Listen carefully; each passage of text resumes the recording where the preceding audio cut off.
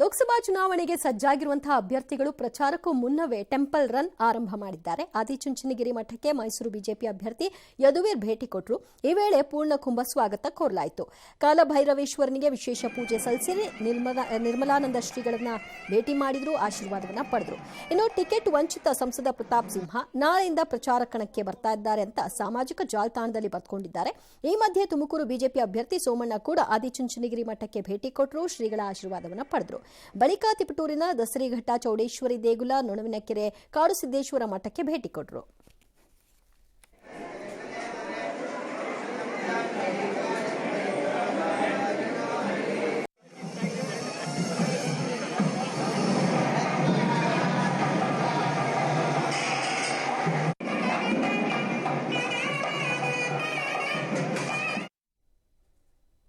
Election ಮುಗಿಯೋವರೆಗೂ ದೇವಸ್ಥಾನಗಳು full busy ಆಗಿಬಿಡುತ್ತೆ.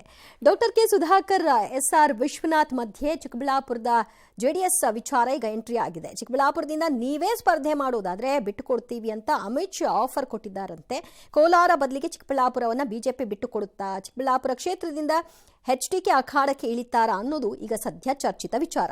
ಕುಮಾರಸ್ವಾಮಿಗೆ ಆಫರ್ ಕೊಟ್ಟಿರುವ ಬೆನ್ನಲ್ಲೇ ಹಾಲಿ ಆಕಾಂಕ್ಷಿಗಳಿಗೆ ಎದೆಬಡಿತ ಕೂಡ ಹೆಚ್ಚಾಗಿದೆಯಂತೆ. ಕಾರಣ ಸುಧಾಕರ್ ಅವರು ಕಂಟೆಸ್ಟ್ ಮಾಡಬೇಕು ಅಂತ, ಈ ಕಡೆಗೆ ವಿಶ್ವನಾಥ್ ಅವರ ಪುತ್ರ ಕಂಟೆಸ್ಟ್ ಮಾಡಬೇಕು ಅಂತ, ಹೊರಗಿನವ್ರನ್ನ ಮಾತ್ರ ತರಬೇಡಿ ಅನ್ನೋ ಒಂದು ಸಾಫ್ಟ್ ಆಂಗಲ್ ಈಗ ಕಾಣಿಸ್ತಾ ಇದೆ ವಿಶ್ವನಾಥ್ ಅವರ ಕಡೆಯಿಂದ.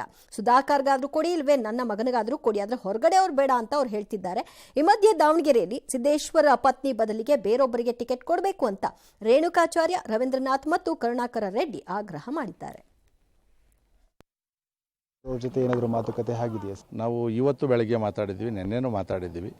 ಅವ್ರು ಹೇಳ್ತಕ್ಕಂಥದ್ದು ಅಷ್ಟೇ, ನಮ್ಮಿಬ್ಬರಲ್ಲಿ ಯಾರಿಗಾದ್ರೂ ಆಗಲಿ ಹೊರಗಡೆಯವ್ರಿಗೆ ಅವಕಾಶ ಕೊಡುವಂಥದ್ದು ಬೇಡ. ನಮ್ಮ ವರಿಷ್ಠರಲ್ಲಿ ನಾನು ಕೇಳ್ಕೊಳ್ಳೋಂಥದ್ದು, ಸ್ಥಳೀಯರಿಗೆ ಬಿಟ್ಟು ದಯವಿಟ್ಟು ಹೊರಗಡೆಯವ್ರಿಗೆ ಯಾರಿಗೂ ಕೂಡ ಮಣೆ ಹಾಕುವಂಥದ್ದು ಬೇಡ. ಪ್ರತಿಯೊಬ್ಬರು ಸಭೆಯಲ್ಲಿ ಸೇರಿ ಒಮ್ಮತದಿಂದ ಸರ್ವಾನುಮತ ನಿರ್ಣಯ ಮಾಡಿದ್ವಿ. ಅವರ ಕುಟುಂಬ ಹೊರತುಪಡಿಸಿ ಬೇರೆಯವರಿಗೆ ಟಿಕೆಟ್ ಘೋಷಣೆ ಮಾಡಬೇಕು, ಅಭ್ಯರ್ಥಿ ಬದಲಾವಣೆ ಆಗಲೇಬೇಕು. ನರೇಂದ್ರ ಮೋದಿ ಪ್ರಧಾನಮಂತ್ರಿ ಆಗಬೇಕು, ಅದಕ್ಕೆ ನಾವು ಸಿದ್ಧವಾಗಿದ್ದೀವಿ. ಅಭ್ಯರ್ಥಿ ಬದಲಾವಣೆ ಆಗಬೇಕು. ಎಲ್ಲ ವಿರೋಧ ಪಕ್ಷದವ್ರಿಗೆ ಕೆಲಸ ಮಾಡಿದವ್ರಿಗೆ ತಗೊಂಡ್ಬಂದು ಅಧ್ಯಕ್ಷ ಸ್ಥಾನ ಕೊಡೋದು, ಅವರೆಲ್ಲ ಸಭೆಗಳಲ್ಲಿ ಬಂದು ಅವ್ರ ಜೊತೆ ಕೂತ್ಕೊಳ್ಳೋದು, ಇದು ನಿಷ್ಠಾವಂತ ಬಿಜೆಪಿ ಕಾರ್ಯಕರ್ತರಿಗೆ ಬಹಳಷ್ಟು ನೋವಾಗಿದೆ. ದೃಢವಾದ ನಿರ್ಧಾರ, ಅದು ಬದಲಾವಣೆ ಆಗಬೇಕು. ಅದು ಬದಲಾವಣೆ ಆದಮೇಲೆ ನಾವೆಲ್ಲರೂ ಮತ್ತೆ ಚರ್ಚೆ ಮಾಡಿ ಯಾರು ಅನ್ನೋದನ್ನು ತೀರ್ಮಾನ ಮಾಡ್ತೀವಿ. ಇಷ್ಟು ಈಸಿಯಾಗಿ ಟಿಕೆಟ್ ಜಟಾಪಟಿ ಬಗೆಹರಿಸಬಹುದು ಅನ್ನೋದಾದ್ರೆ ಬೇರೆ ಕಡೆನೂ ವರ್ಕೌಟ್ ಆಗುತ್ತಾ? ಚೆಕ್ ಮಾಡ್ಕೊಳ್ಳಿ. ಮಾಜಿ ಸಂಸದ ರಮೇಶ್ ಕತ್ತಿಗೆ ಚಿಕ್ಕೋಡಿ ಲೋಕಸಭಾ ಟಿಕೆಟ್ ಮಿಸ್ ಆಗುವ ವಿಚಾರಕ್ಕೆ ಸಂಬಂಧಪಟ್ಟ ಹಾಗೆ ಇದನ್ನೇ ಅಸ್ತ್ರ ಮಾಡಿಕೊಂಡ ಕಾಂಗ್ರೆಸ್ ರಮೇಶ್ ಕತ್ತಿಯನ್ನ ಸೆಳೆಯೋದಕ್ಕೆ ಮುಂದಾಗಿದೆ. ಈ ಬೆನ್ನಲ್ಲೇ ಕತ್ತಿ ಕಾಂಗ್ರೆಸ್ಗೆ ಬರುವಂತೆ ಶಾಸಕ ರಾಜು ಕಾಗೆ ಆಹ್ವಾನವನ್ನು ಕೊಟ್ಟಿದ್ದಾರೆ. ನೀವು ಅಲ್ಲಿ ಇರೋದು ಬೇಡ, ಕಾಂಗ್ರೆಸ್ಗೆ ಬನ್ನಿ ಅಂತ ಇನ್ವೈಟ್ ಮಾಡಿದ್ದಾರೆ. ಸಚಿವ ಸತೀಶ್ ಜಾರಕಿಹೊಳಿ, ಪ್ರಕಾಶ್ ಹುಕ್ಕೇರಿ ಸವದಿ ನೇತೃತ್ವದಲ್ಲಿ ಸಭೆ ಮಾಡ್ತೀವಿ, ಸಭೆ ಮಾಡಿ ರಮೇಶ್ ಕತ್ತಿಯನ್ನ ಕರೆತರೋ ಕೆಲಸ ಮಾಡ್ತೀವಿ ಅಂತ ಬೆಳಗಾವಿಯಲ್ಲಿ, ಕಾಗವಾಡದಲ್ಲಿ ಹೇಳಿದ್ದಾರೆ. ಇನ್ನು ರಮೇಶ್ ಕತ್ತಿ ಶಾಸಕ ಲಕ್ಷ್ಮಣ್ ಸವದಿಯ ಆಪ್ತರು ಕೂಡ ಆಗಿರೋದ್ರಿಂದ ಇದು ಸಲೀಸು ಅನ್ನೋದು ಕೇಳ್ಬರ್ತಾ ಇರೋ ವಿಚಾರ. ರಮೇಶ್ ಕತ್ತಿ ಅವರೇ, ನೀವು ಬಿಜೆಪಿ ಅಂತ ವಂಚಿತ ಆಗಿದಾರ, ಬರ್ರಿಪ್ಪ ನೀವು ನಮ್ಮ ಪಕ್ಷಕ್ಕೆ ಬರ್ರಿ, ನಾವು ಟಿಕೆಟ್ ತಗೋರಿ, ನಾವು ನಿಮ್ದೆಲ್ಲ ಮಾಡ್ತೇವೆ ಅಂತ ಹೇಳಿದೀವಿ. ಸಾಯಂಕಾಲ ಅಥವಾ ನಾಳೆ ಲಕ್ಷ್ಮಣ್ ಸವದಿ ಅವರು, ನಾವು ಪ್ರಕಾಶ್ ಹುಕ್ಕೇರಿ ಮತ್ತು ಗಣೇಶ್ ಹುಕ್ಕೇರಿ, ಸತೀಶ್ ಜಾರಕಿಹೊಳಿ ಕೂಡಿ ಏನ್ ನಿರ್ಣಯ ಮಾಡ್ತೀವಿ ಅನ್ನೋದು ಮುಂದಿನ ಹೈಕಮಾಂಡ್ದವ್ರಿಗೆ ಹೇಳ್ತೀವಿ. ಅಲ್ಲಿ ಸಲ್ಲದವರನ್ನ ಇಲ್ಲಿ ಇನ್ವೈಟ್ ಮಾಡೋದೇ ಆಪರೇಷನ್ ಕಾಂಗ್ರೆಸ್ದು ಗೊತ್ತಾಗ್ತಿಲ್ಲ. ಇನ್ನು ಲೋಕಸಭಾ ಚುನಾವಣೆ ಈಗಾಗಲೇ ದಿನಾಂಕ ಘೋಷಣೆಯಾಗಿದೆ. ಈ ಬೆನ್ನಲ್ಲೇ ಚುನಾವಣೆಗೆ ಖರ್ಚು ಮಾಡಲು ಜನ ಕಾಂಚಾಣ ಸದ್ದು ಮಾಡೋದಕ್ಕೆ ಆರಂಭ ಮಾಡಿದೆ. ಬೆಂಗಳೂರಿನ ಅಶೋಕನಗರ ಠಾಣಾ ವ್ಯಾಪ್ತಿಯಲ್ಲಿ ದಾಖಲೆ ಇಲ್ಲದೆ ಸಾಗಿಸ್ತಾ ಇದ್ದಂತಹ 12,16,000 ಹಣವನ್ನು ಸೀಸ್ ಮಾಡಲಾಗಿದೆ. ತಡರಾತ್ರಿ ಚೆಕ್ ಪೋಸ್ಟ್ನಲ್ಲಿ ಉದ್ಯಮಿ ನಾರಾಯಣ ಹಣ ಸಾಗಿಸ್ತಾ ಇದ್ದಾಗ ಪೊಲೀಸರು ವಶಕ್ಕೆ ಪಡೆದ್ರು. ನಾರಾಯಣ ಕೋಳಿ ವ್ಯಾಪಾರ ಮಾಡ್ತಾ ಇದ್ದು ಅಂಗಡಿಗಳಿಂದ ಕಲೆಕ್ಟ್ ಮಾಡಿಕೊಂಡು ಹೋಗ್ತಾ ಇದ್ರು ಅಂತ ಹೇಳಲಾಗ್ತಾ ಇದೆ. ಇನ್ನು ನೆಲಮಂಗಲದಲ್ಲೂ ಕೂಡ ದಾಖಲೆ ಇಲ್ಲದ 8 ಲಕ್ಷ ಹಣವನ್ನು ನೆಲಮಂಗಲ ಟೌನ್ ಸ್ಟೇಷನ್ ವ್ಯಾಪ್ತಿಯ ಚೆಕ್ ಪೋಸ್ಟ್ನಲ್ಲಿ ಸೀಸ್ ಮಾಡಿದ್ದಾರೆ. ಶಿವಮೊಗ್ಗ ಮೂಲದ ದಂಪತಿ ತಮಿಳುನಾಡಿನ ಸೇಲಂನಲ್ಲಿ ಇಕ್ಕಟ್ಟಿಗೆ ಸಿಲುಕೊಂಡ್ರು. ಮದುವೆಗೆ ಖರೀದಿ ಮುಗಿಸಿ ಕಾರ್ನಲ್ಲಿ ವಾಪಸ್ ಬರುವಾಗ ತಪಾಸಣೆ ವೇಳೆ 40,000 ಮೌಲ್ಯದ ಸೀರೆ, 40,000 ನಗದು, ಪತ್ನಿ ಬಳಿ ಇದ್ದ 3,000 ಹಣ ಎಲ್ಲವನ್ನು ಕೂಡ ವಶಕ್ಕೆ ಪಡ್ಕೊಂಡ್ರು. ಮದುವೆ ಆಮಂತ್ರಣ ಪತ್ರಿಕೆ ತೋರಿಸಿದ್ರು ಕೂಡ ಅಧಿಕಾರಿಗಳು ಒಪ್ಪಿಲ್ಲ. ಅದು ಕ್ರಾಸ್ ಚೆಕ್ ಮಾಡ್ಕೊಳ್ಳಿ, ಸರಿ ಇದೆಯಾ ಇಲ್ವಾ ಅಂತ, ಆಮೇಲೆ ಬಿಟ್ಟು ಕಳಿಸಿ, ಯಾಕೆ ಅಷ್ಟೊಂದು ಸಮಸ್ಯೆ ಮಾಡಬೇಕು. ಕಾಂಗ್ರೆಸ್ ನಾಯಕ ರಾಹುಲ್ ಗಾಂಧಿಯವರ ನೇತೃತ್ವದ ಭಾರತ್ ಜೋಡೋ ನ್ಯಾಯ್ ಯಾತ್ರೆ ಮುಂಬೈನಲ್ಲಿ ಅಂತ್ಯಗೊಳ್ತು.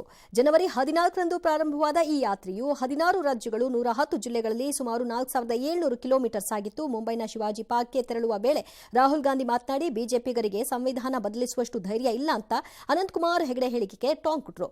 ಅಲ್ಲದೆ ಬಿಜೆಪಿಯವರು ಮಾಧ್ಯಮವನ್ನ ನಿಯಂತ್ರಿಸಬಹುದು, ಆದರೆ ನಾನು ಬದುಕಿರುವವರೆಗೂ ಸಂವಿಧಾನವನ್ನ ನಾಶ ಮಾಡಲು ಬಿಡಲ್ಲ ಅಂತ ಗುಡುಗಿದ್ರು. ಇವಿಎಂ ಯಂತ್ರವೇ ಕಳ್ಳನಾಗಿರುವಾಗ ನಿಮ್ಮ ವೋಟ್ಗಳನ್ನು ರಕ್ಷಿಸಿಕೊಳ್ಳಿ ಅಂತ ಫರೂಕ್ ಅಬ್ದುಲ್ಲಾ ಹೇಳಿದ್ರು. ಭೀತಿಗೊಂಡಿರುವ ಬಿಜೆಪಿ ಇಂಡಿಯಾ ಅನ್ನೋ ಪದವನ್ನೇ ಬದಲಿಸ್ತಿಲ್ಲ ಅಂತ ಸ್ಟಾಲಿನ್ ಕಿಡಿಕಾರಿದ್ರು.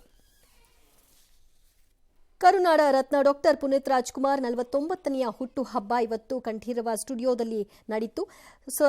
ಅಪಾರ ಸಂಖ್ಯೆಯಲ್ಲಿ ಅಭಿಮಾನಿಗಳು ಆಗಮಿಸಿ ಅಪ್ಪುಗೆ ನಮನ ಸಲ್ಲಿಸಿದರು. ಸಮಾಧಿ ಬಳಿ ಅಪ್ಪು ಪುತ್ಥಳಿಯನ್ನು ಅನಾವರಣಗೊಳಿಸಿದಂತಹ ಕುಟುಂಬ ನಾಳೆ ಅಪ್ಪು ಪುತ್ಥಳಿ ತೇರು ಬೆಂಗಳೂರು ನಗರದಾದ್ಯಂತ ಸಂಚರಿಸುತ್ತೆ ಅಂತ ಭಾವುಕರಾಗಿ ತಿಳಿಸಿದರು. ಇನ್ನು ರಾತ್ರಿ 11 ಗಂಟೆಯಿಂದಲೇ ಕಂಠೀರವ ಸ್ಟುಡಿಯೋಗೆ ಆಗಮಿಸಿದ ಅಭಿಮಾನಿಗಳು ಪಟಾಕಿ ಸಿಡಿಸಿ ಸಂಭ್ರಮಿಸಿದರು. ರಾಜ್ಯದ ಬೇರೆ ಬೇರೆ ಭಾಗಗಳಿಂದ ಅಭಿಮಾನಿಗಳು ಅಪ್ಪು ಫೋಟೋ ಗುಲಾಬಿ ಹೂ ಹಿಡಿದು ಘೋಷಣೆ ಕೂಗಿದ್ರು. ಬಳ್ಳಾರಿ, ಕೋಲಾರ, ರಾಯಚೂರಿನಲ್ಲಿ ಅಭಿಮಾನಿಗಳು ಅಪ್ಪು ಹುಟ್ಟುಹಬ್ಬವನ್ನು ಆಚರಿಸಿದ್ರು. ಅಪ್ಪು ನೀನು ಅಂದ್ರೆ ಪ್ರಾಣ ಮಗನೇ, ಕಷ್ಟ ಆಗುತ್ತೆ. ಅಪ್ಪು ಅವ್ರನ್ನ ಊಟಿಲ್ಲ, ಬಿಟ್ಟಿದ್ದೀವಿ. 100 ಅಪ್ಪುಗಳು ಬರ್ತಾರೆ, ಅವ್ರ ಗುಣ ಬಂದ್ರೆ ಸಾಕು. ನಿಮ್ಮ ಅಭಿಮಾನಿಗಳ ಕೈಲಿ ಈ ಕೆಲಸ ಮಾಡಬೇಕು ಅಂತ ಆಸೆ. ಅದಕ್ಕೆ ಅಭಿಮಾನಿ ದೇವರು ಅಂತ ತಂದೆ ನಾಮಕರಣ ಮಾಡಬೇಕು. ಅಪ್ಪು ಎದುರು ನೀವೆಲ್ಲ ಕುಳಿತಿದ್ದೆ, ಅದನ್ನ ನೋಡ್ಕೊಂಡು ಬಂದ್ರೆ ಎಷ್ಟು ಪುಣ್ಯ ಮಾಡಿದ್ವಿ ನಾವು. ಒಂಥರ ಮನ್ಸು ಭಾವಕ ಥರ ಆಗುತ್ತೆ, ತುಂಬ ಖುಷಿ ಆಗುತ್ತೆ. ಇವತ್ತು ನಾವು ಸೇರಿ ಅವ್ರ ಜೊತೆ ಅವ್ರ ಹುಟ್ಟುಹಬ್ಬನ ಆಚರಿಸೋಕೆ ಬಂದಿದ್ದೀವಿ. ಅವ್ರ ಪ್ರೀತಿ ವಿಶ್ವಾಸನ ಅದು ಮಾತಾಡಿ ಹೇಳೋಕ್ಕಾಗೋದೇ ಇಲ್ಲ.